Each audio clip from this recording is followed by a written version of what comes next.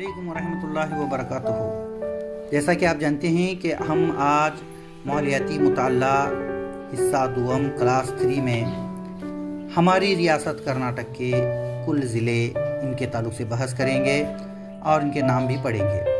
तो कुल 31 ज़िले हैं जो शुरू होते हैं।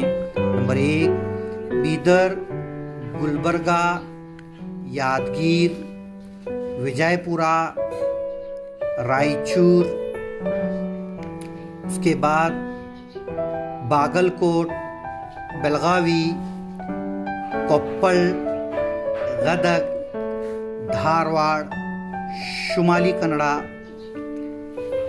बल्लारी, विजयनगर, हावेरी, शिवमोगा, उडुपी, चित्रदुर्गा, चिकमगलूरू, जुनूबी केनरा, तमकूरू, हासन, कोरग, चिक्काबल्लापुर, बेंगलुरु देही